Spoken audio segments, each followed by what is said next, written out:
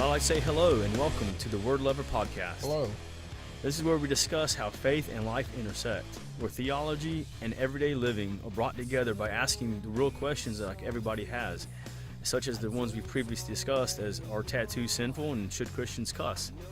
And today we are continuing this goal by asking, does Christianity limit creativity? Now you say it intersects. Does it sometimes crash at the intersection? Sometimes. Sometimes it all comes to a head-on collision, and other times just parallel parks.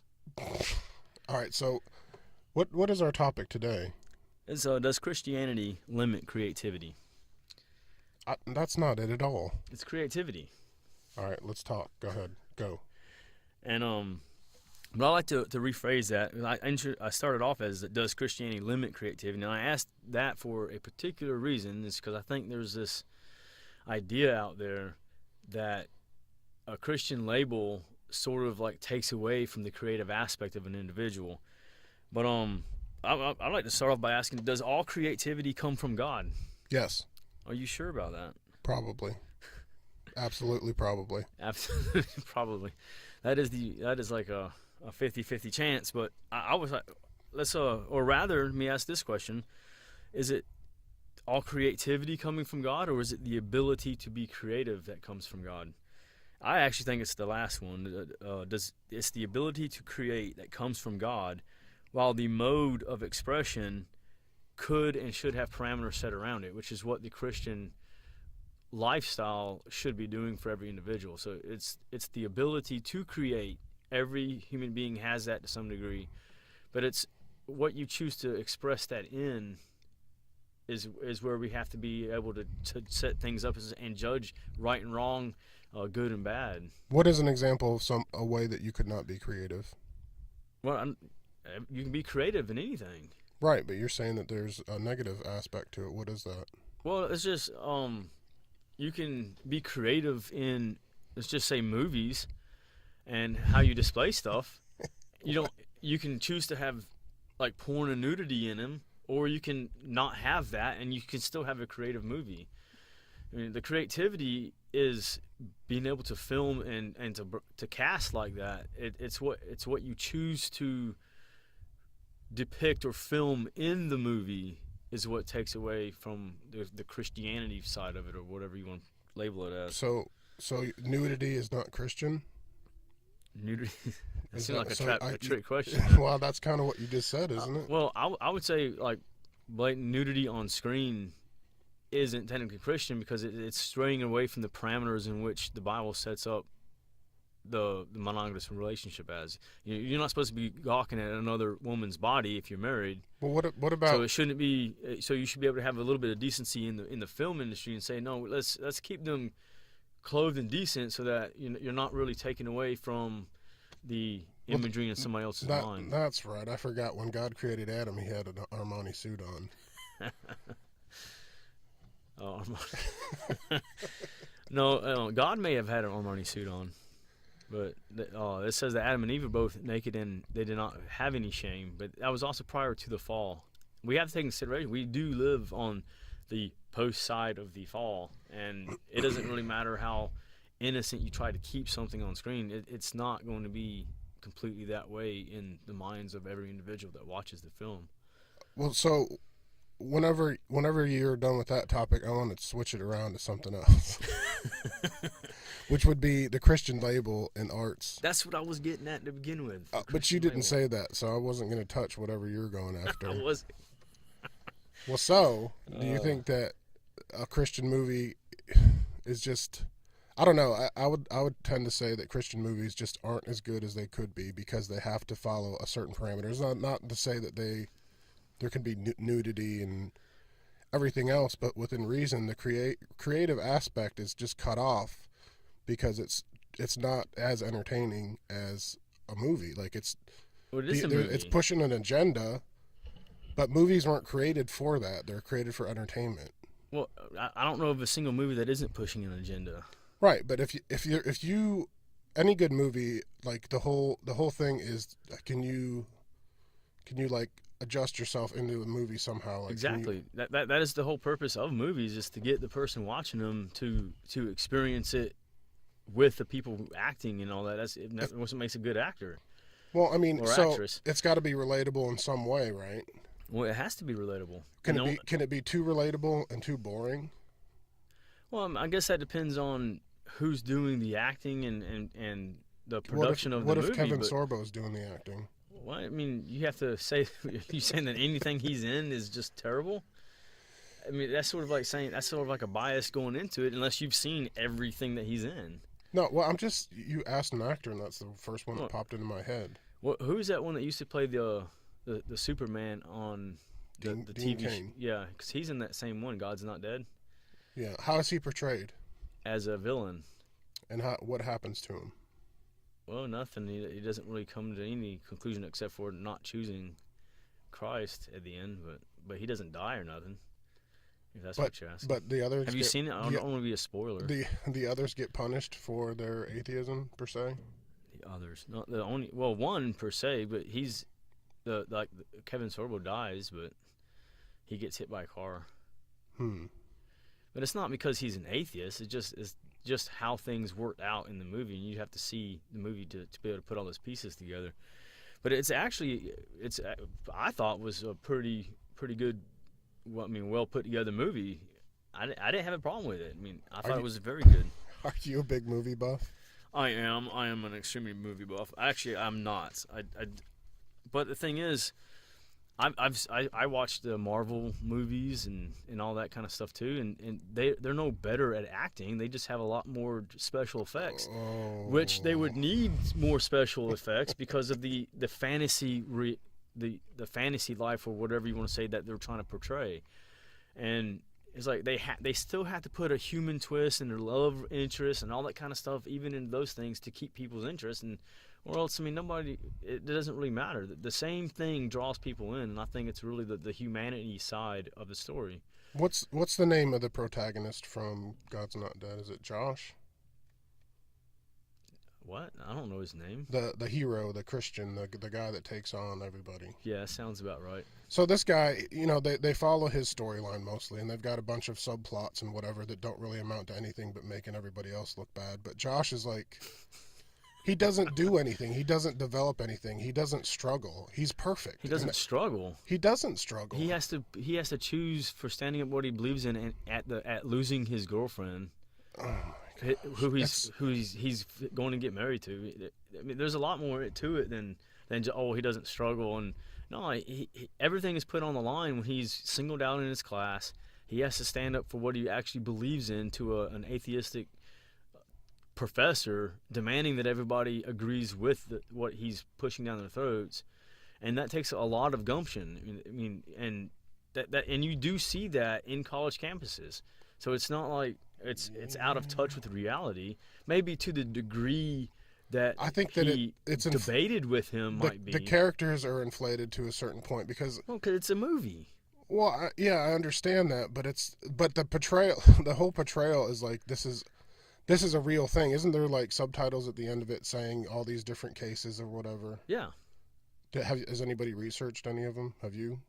I haven't researched any of them. Well, I wonder if they pan out, but it doesn't. There's a lot of attack against Christianity in the public school system today, even from praying in your classroom to carrying your Bible around, and there's a lot of stuff going on. But then when people bring that out into a movie, there's like, oh, you can't talk about this because it's boring or anything like that. But all they're doing is just spotlighting something that's actually happening.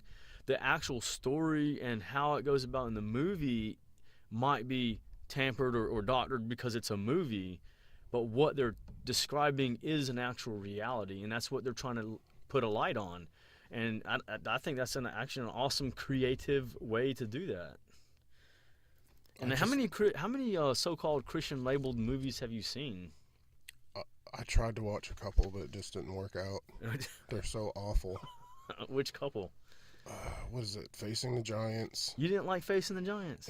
It's poor. Like, I hate to attack whatever. It's a Christian movie, and I'm supposed to be like, hey, yeah. But I just don't see it that way.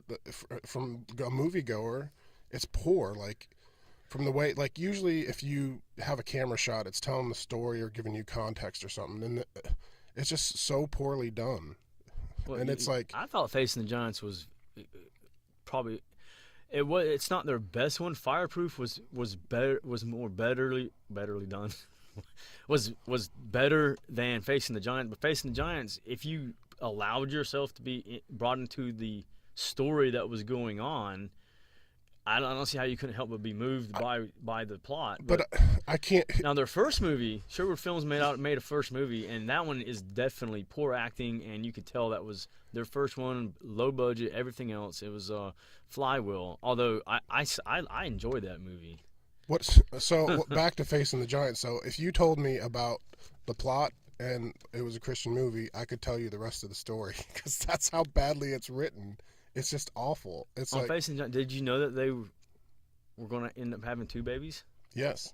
No, you didn't. Well, that was a subplot, but they win Yeah. the game or whatever else. I mean, Yeah, it's just but that's not just that. But you want to be. Every movie that you have about football or a high school team or anything like that, you know, in the end, they're going to win. They're going to come back. Everything's going to be made all right. So it can't be that, oh, you can just determine what's going on. Most movies, when you start watching them, you know what's going to happen in the end. No, you don't, though. It's That's just it. everything that Not if you're ties together. Not if you watch creative movies. Well, you just described a creative movie called Facing the Giants, and you just said that. But that. I mean, it's like people who are good at mysteries and stuff like that. They can watch some of these most creative mystery movies and second guess the whole thing all the way through and be right. It's I like Sherlock Holmes. Right. So. And my wife could sit there and tell you what was going on without even seeing the movie before. It's like. Well, I mean, some of it can be predictable. It's not all about that, but there's so many more elements about it than just the story. I mean, just the cinematography of the way they shoot, they pan the camera or do whatever, and the actors themselves. I mean, and it could be argued that they didn't have the budget, but they do. And if you look at the amount of money that these movies are raking in, there's no excuse. Like it's just poorly done, poorly executed. Well, they're also just starting out. I mean, a company that's only made 6 movies is still learning the ropes and all that kind of stuff, even if they are raking in a lot of money. They should learn to hire people that have creative abilities. And they have, and their movies keep getting better and better. That's the problem. If you've watched the God's Sherwood Not movies, Dead, the sequel is much better than the first one, right? No, it's awful. It's worse. No, if well, that's even possible. Well, the thing is, I don't understand the God's Not Dead. I think the movie was good, the God's Not Dead too, but it's like once you made that movie, it's like you can't really redo that. It's like it's done. But they did because they're that creative. No, it's awful, and they're just putting out slop. And people, just because it has the label Christian, people will flock to it. Well, and that's what I'm talking about. That's the pitiful part see that's with other things. Just because somebody puts out a Stephen King movie, people will flock to that because of the name, even though they may not be good. Well, that's what you're gambling with, who directed it or whatever, exactly who wrote it. But you know what? There's some really good Stephen King movies. There's some really good Christian labeled movies. There's not one. There is. Which one? I actually have you seen Soul Surfer? Silver Surfer? Soul Surfer. I don't know. It's a story. It's based on the true life about the surfer girl who got her arm bit off by a shark. Oh, wait a minute. That's right. You don't like things about real life. No, oh, sorry. Is that one of the movies that is it overtly Christian and they are like, this is a Christian movie, all the Christians rally to see it because it's ours? Is it that kind of movie? Or they did release a movie and that? No, it was highly I guess you could say rallied behind by the Christian market because of the content of the movie, and Dove supports it as well. And that's what I'm saying. There's a whole lot more out there underneath the genre of Christian than just a mediocre style kind of production. And I guess one that a lot of people know of is Passion of the Christ. Right. And then there's also that new movie that was out not long ago called Risen. Passion of the Christ, it wasn't released as a Christian movie, but because of the content of it. But it's what it was. I mean, it's a Christian movie because it's about the Christian faith. It's about Jesus Christ and what he went through. hence the name Passion. But there's a lot of other movies that I think that were good. I've seen several with my wife, and I watch them a lot when we get our hands on them. But have you ever seen The Blind Side? That is not a Christian movie. It's a faith movie. But it's not a Christian movie. That's what I'm saying. It did well, and I mean, it can be a Christian movie, but it doesn't have that label, and it's not. But it is promoted through that. No, it's not. It's not is. Pure Flix or anything like that. Yeah, it is on Pure Flix. It could be on Pure Flix, but it's not like it wasn't produced by that label and Well, Pure Flix doesn't produce movies like that. I mean, I guess they do produce some. They have their hand in some of it, but that's what I'm saying. No more so than Netflix does, but it's not like everything Netflix shows is Netflix. Well, this is what it boils down to is what how you. We're gonna release a movie and we're on this Christian label and you guys are gonna like it and you don't really have to say, even if it's crappy, you're gonna like it because it's Christian and that's. Well, I think you're sort of just looking at it with a negative bias though, because I think the general population that does what you say flock towards that, it's not that it's Christian and I'm going to go like it. Yes, it is. It's that this is produced through a company supporting Christianity and all that, so I can trust them in the content of the movie, and I don't have to worry about second guessing it or trying to search it out or bringing my family to it. So you don't have to do any heavy lifting. Well, that's what the media is about. It's about entertainment, not about research. And most people who want to go watch a movie, they don't want to spend 3 days researching something. They want to say, hey, this movie, I'm going to go watch it. I want to bring my family to go out for a little bit. Hey, this company produced this. I can trust this company overtly because I know generally this is what they stand for. You take the legwork out of it because you said the word entertain. So if you want to be entertained, then I wouldn't go to one of these movies. That's not what you're going to do. You're gonna, you are. You're going to scratch your head and be like, really? I don't really get it. But it's just the way that it's written too, like the script. God's not dead, right? So there's a subplot there where what's the Islam subplot there? Do what? There's a subplot about Islam. Like the guy beats his daughter or something because. Yeah. And that is another way, even if they're just bringing out something that needs to be talked about. Not saying that all Muslim people beat their daughters, though. Like but that's kind of the. There's no. It doesn't even go anywhere. Okay, I get a plot. It doesn't go anywhere. It carries the story along or something. She goes to the church of that same pastor that's been involved in the whole both movies, and she what happens to the dad though? Well, they don't, because the dad isn't the focus of that subplot. It's the daughter. So why would they have to pursue what happens to the dad? You wouldn't, because that's irrelevant to the overall message of the movie. It's about God's not dead and people coming to God, and the daughter is the one that the focus was on, not the father. It's just that at the time, that was what was going on in her life, and I don't see how that is a deterrent from saying, "Oh, that movie's bad." I'm trying to look at it from a perspective. So if you take a regular movie, everybody goes to it, not just Christians. So are these movies, like you said, just for Christians? Because if they are for Christians, I think there's a lot more people to go to than just Christians.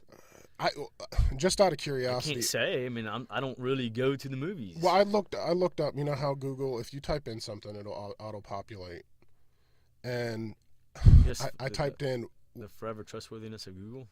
Well, I mean, it just reflects algorithms of like what's popular, right? So I put in, why are Christian movies so good? And what it brought back as a search was there was nothing even close.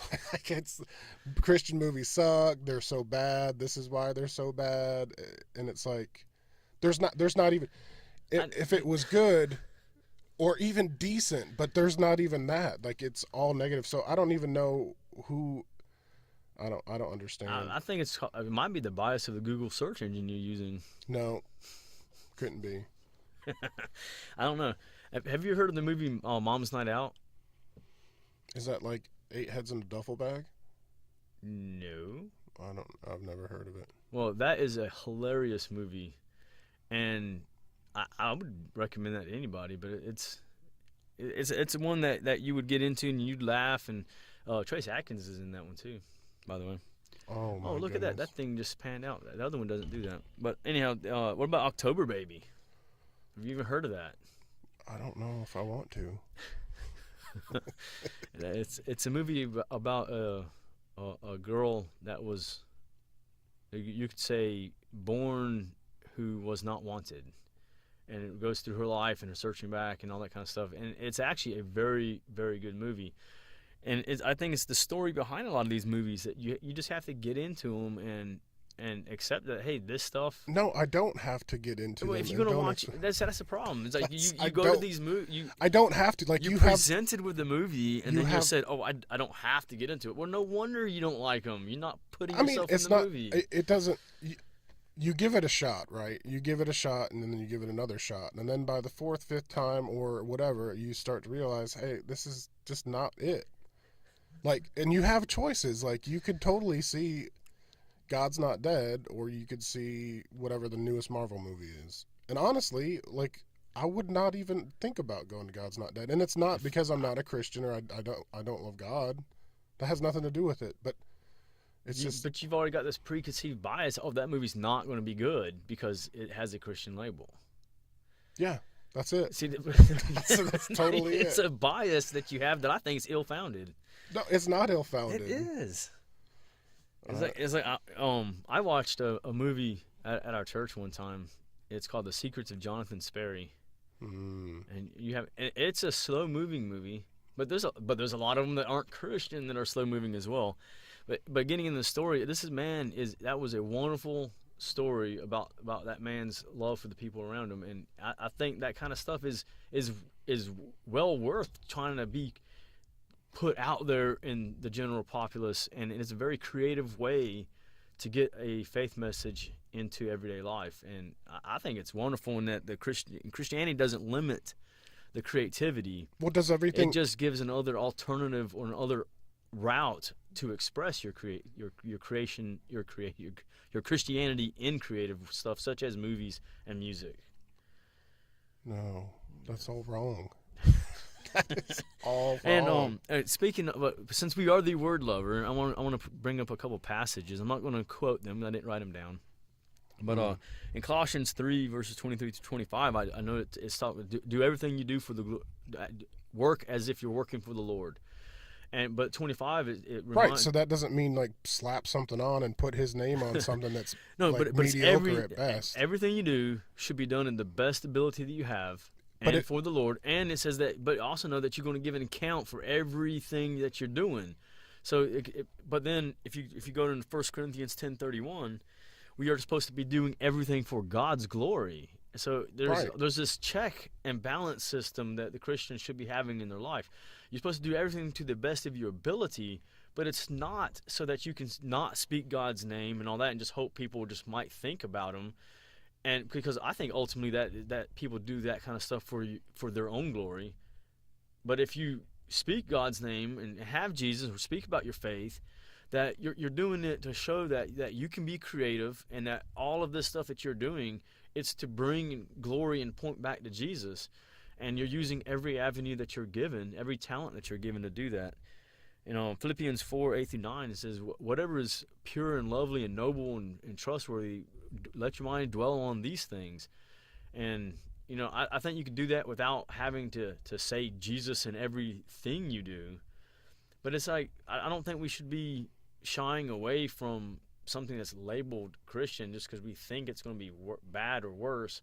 When I think it's just as creative. It's just something that people aren't used to seeing out there because it's not been allowed or accepted. It is allowed, but it doesn't have to be. Like, you take about like the old music, like Bach or somebody.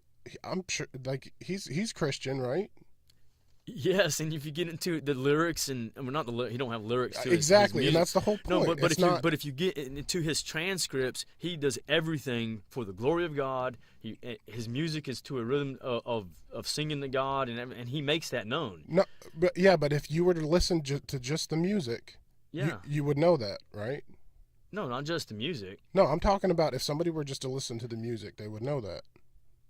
I think you couldn't help but gather that, but Well, okay, that's the whole point. Without any context or anything, something that you created, you don't have to know all the lines. But the thing is, he still was not silent about that.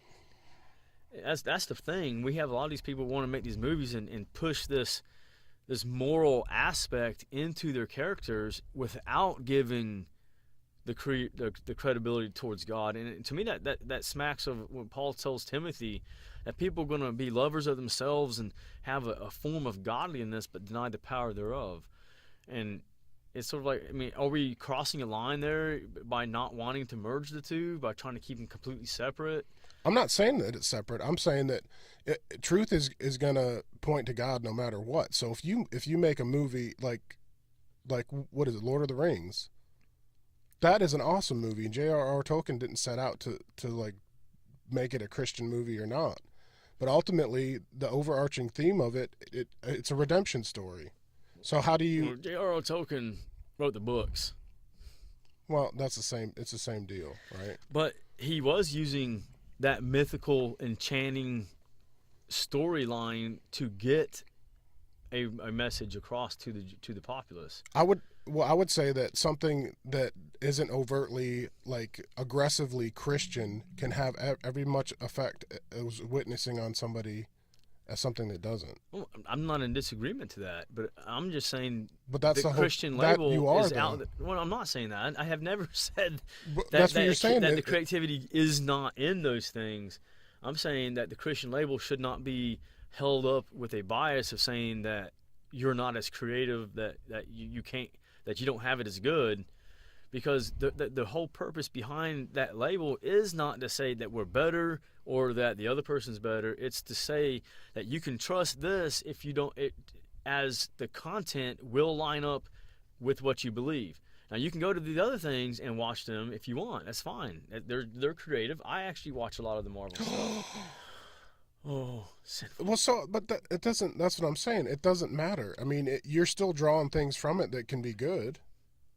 Like as a Christian, you're viewing the stuff, and you know, like you're thinking about it from that perspective, right? So you're looking at it to try and get the good stuff out of it, rather than. Yeah, well, I could get. there's a movie that I actually started watching. So I like movies that have a lot of shooting 'em up action and kind of stuff like that too. And it was I think it was called The Untouchables. Shooting 'em up action. Yeah, I think it was called The Untouchables, but it has like a whole bunch of like action figure movie stars in it. It was like after the first 5 minutes, I turned it off, and I have not seen the rest of it, and I will not see the rest of the series of them because of all the foul language in that movie. You see, and it's like, and I took my son. I was extremely disappointed. When it was the second Transformer movie hit the theaters. That's your first problem. What's that? Transformers is just not. Well, the first movie was well done. It may have one cuss word in the whole movie. The second one came out, and I was like, well, that other one was pretty decent. So I took my oldest son and he was probably 8 years old at the time. I took him to it, and I was like, well, that shouldn't be too bad. So and they had the good robots dropping F-bombs all over the place, and it was like I was just completely embarrassed that I could not rely on a consistency in I guess most of it was whoever put the movie together, but it was like I was extremely disappointed in that. And then the third one came out, and it was more like the first than the second because they probably got a huge backlash, and rightfully so. But if it had a Christian label on it, you would generally not even have to worry about having to expose your child to that. Well, that's kind of how it works. I mean, you go and you test the spirit of things, right? Yeah, but the movie theater is not where you test the spirit of things. Well, you can get an idea. Generally, the way I test the spirit of a movie is I wait till it comes out on Redbox. I'll watch it at home with my wife, and if it's decent, I'll let my kids watch it. Well, so that's what's wrong with that. But I thought because of the first movie, hey, I'll take my son to it. He'll be excited and all that kind of stuff. And then they had just mess it all up because because it wasn't a Christian label. That's right. I forgot. Well, so if you want your kids to have a mediocre understanding of what entertainment and film is, then go ahead and let them watch Christian movies. It's because not mediocre. That is totally mediocre. No, because there's a lot of awesome movies out there. There's not. You've not named one. You have. I've not named one that you've seen. The only movie that was totally blow anybody away is The Passion. No. Other than that, there's not any movie, like any Christian labeled movie, and I think that's what it boils down to. Is it's not. There's not supposed to be that brand or label. You put a movie out, and you. Well, most of them they started as putting a movie out. It's the people that actually are able to push the movie out there in the stores. I mean, you can't help that. I mean, you got to have the funding and all that kind of stuff too. To Save a Life was a wonderful movie, and I hated that one. Did you see? Have you even seen it? No, I haven't seen it. I would recommend that to almost any youth group, but I have a little list of movies over here, and have you ever heard of Woodlawn? Is that a street? It's a movie. Nope. About a football team. Oh my goodness. Do they win? They actually do, but the story is about overcoming racism. And they actually do a and it's set back, I think it's in the 60s, it's at least the 70s, but it's whenever the integration started happening in the school system of blacks and whites. And I think that was a very, very well done movie. I enjoyed watching Do You Believe? What is that? Did you ever see the Case for Christ? I have not seen that. Oh, let's see. That's something that I would watch just because Lee Strobel has something to do with it. Oh, really? You're not afraid it's gonna be boring? Well, I mean, if it depends. I don't know. I'd give it a shot because I like Lee Strobel, but that's what I'm saying. The rest of these guys that have produced these just awful things, I'm not. They've lost credibility, and I'm not even going to bother wasting my time. I think you just don't give them the time or the patience enough to actually sit through their movie. You just chalk it up because they don't have superheroes. I don't want blades and. No, I don't want the same stereotypical stuff that's just going to reinforce what I already know. I want to learn or be entertained at least, and that doesn't do anything. Well, that honestly is why I haven't really watched. What was that movie you just said? What? Lee Strobel movie. The Case for Christ. The Case for Christ. I mean, I've read a lot of his books, but right. I'm afraid it's going to be just another God's Not Dead or God's Not Dead 2, so it's not going to be anything different. Oh, so now you're knocking on it. Well, no. I mean, why you got to be biased? Oh, well, tables have turned. No, I'm just saying you can't relegate all movies that have a Christian label as, they're not going to be good, because a lot of them are good. Because there's a lot of other movies that people watch that are slow moving, they're slow building up the storyline and all that kind of stuff. It's that you just have to put yourself in the movie. Okay, let's pump the brakes here because we're almost done, and I wanted to get in one other something that I'm a little bit better in is contemporary Christian music. I love contemporary Christian music. I'm sorry. No, I'm not sorry. I actually think there ought to be a contemporary Christian, like a Christian radio station that would play something more than just Christian pop. Well, that's what I'm saying. If I played for you like 6 different bands, you would have a hard time telling them apart because they're all the same. All the lyrically they're the same. Lyrically? The chord progressions are the same. Like there's no creativity. It's like you got to pull everything you have out of this bag and this bag only. That's not true. Absolutely, it's true. That is not true. Tell me the differences. Cutlass has a different sound. Cutlass isn't contemporary. They are contemporary. No, they're not. What are they? Rock. Try again. Oh, I thought you meant like modern, like no, I'm talking about time. If you listen to his radio Air One. Yeah, but they only play a few from Cutlass and all that. But if you'll listen to Cutlass and then if you'll take Need to Breathe has a distinct sound all their own, and they're very creative in the way they make their songs. But they're they did start Crowder, off that way. Oh wow, Crowder has his own unique sound. Crowder and Need to Breathe sound exactly the same. They don't sound the same. How not? Because they're two completely different. Just because they're different, they're still the same. Need to Breathe is not like a complete folk sound. Crowder has a whole lot more folky sound than they're just completely different. I don't even understand how you can't tell them How apart. long has Need to Breathe been on the scene? I have no idea. They have been around forever, but just recently have started to get radio play because they have become creative. No, because they've become less creative. I don't know about that. My wife has a lot of the Need to Breathe CDs and stuff like that, and they've stayed pretty consistent all the way through. I mean, they're not. Says somebody that doesn't even know when they started. I don't know when they came out. I just know. Well, how could you say that then? Because I know they've had several CDs. My wife has have a few. They of have them. more than a several. They have more more than than a several. decade of a catalog that they can choose. Like they've got a lot out there. So, that's what I'm saying. They've just taken it back a couple notches so that they could get. And I radio know. play. I guess if you're talking about contemporary, such as like I guess pop or anything like that. Yes. Well, you can go to the average pop station, even that's not Christian, and a lot of that stuff sounds the same. That's just the style of music that you're listening No. to. Yes. So that's what I'm saying. It's not just the Christian label. It's the genre of music that appeals to you. A lot of it is going to sound similar. But really, the Christian label, it shows that the message behind what is being sung is a good and proper, decent message that you don't have to worry about. You turn it to like Mix 101 or whatever that, what is it, 105.1, and you'll be.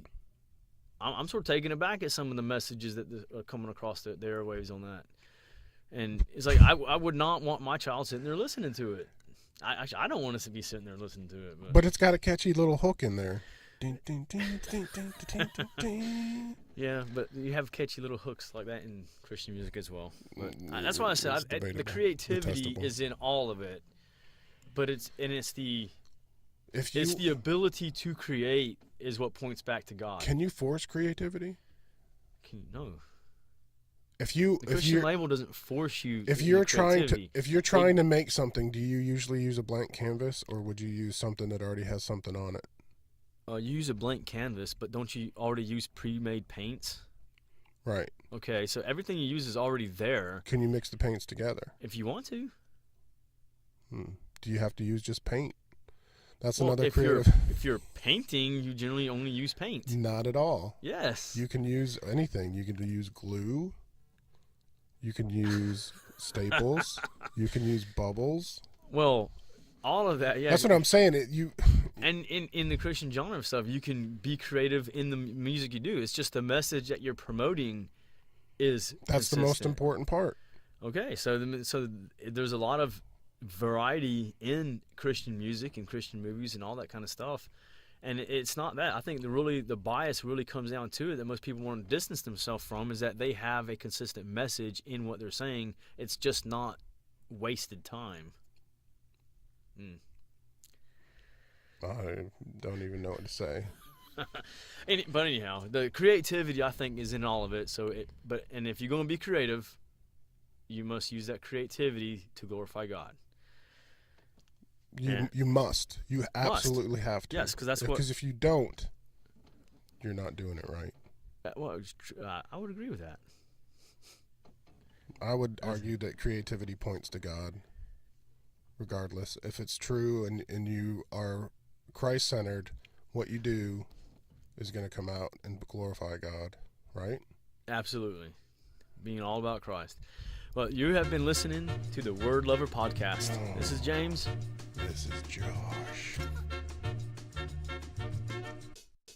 Yo, I flex fresh styles that mesh like textile. Up rock, you don't stop. Get up to get down. Sit down, listen. Start the transmission. Don't get caught slipping. You know it sounds terrific. Sisters, brothers, in-laws, and cousins. Stop all the fussing and start soul strutting.